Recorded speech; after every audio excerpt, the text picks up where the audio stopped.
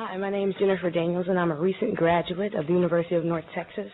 And I think I'm by myself, but that's fine. I actually come here again, like I said, opposing 623. And I wanted to start by saying, first of all, don't fear education. And that's my main message today. Don't fear education. So I want to first talk about the black community.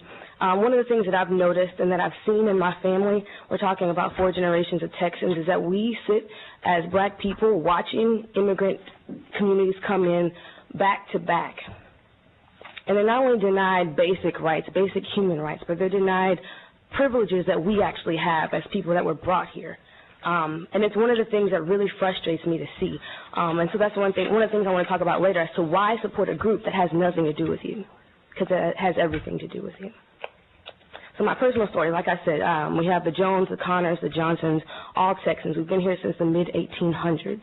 And I graduated from college in 2009 with the assistance of my family, but not without a lot of hard work. But I don't want to dispel the myth that my hard work has anything to do with my colleagues, because I feel like they put in more hard work than I could ever even imagine. And I'm not really sure what my life would have been like if I had to do some of the things that they've had to do to finish college. So obviously I stand against the education portion of 623.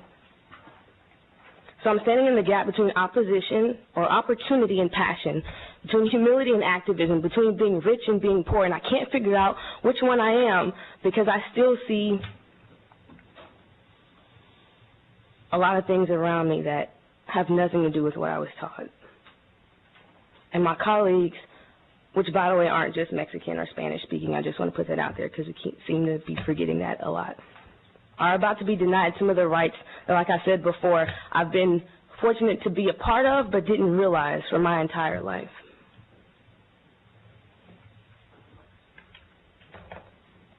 So I'm not really sure what we're fearing, why we would present a piece of legislation that would deny reading, writing, and arithmetic.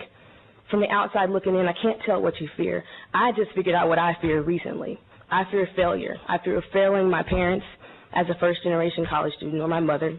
I fear failing my community who doesn't know anything about college, who doesn't know anything about being caught between a career woman and a domestic woman. I fear a lot of things personally, but I've never had to face the fear of not having an education. I've never had to face the fear of being discriminated against because of the language that I speak. So I ask you not to fear education. I'm really still confused as to what we do fear. But just don't fear education. Fear something else. And I also come speaking about a couple people that I've seen in the past. As an international studies student, I've hung out with a lot of people from a lot of different areas. So there's a nursing student from Korea who came because she was too old to get married in Korea, so she came to get a nursing degree.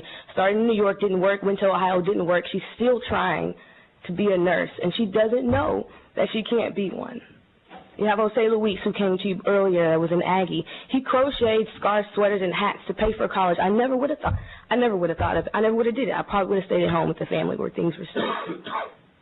And the last thing I wanted to address, I know my time is up, is that these personal stories, I know we're tired, I know that we're ready to go, but even though we don't have jargon, we don't have money, we don't have education or legislative affair, understanding what we do have is 1, stories, and 2, hope that we can be those innocent people that we were taught to be from the beginning when we were little. And that's what I think most of us students want to be, is what we've been taught to be, not necessarily what the society is trying to make us out to be.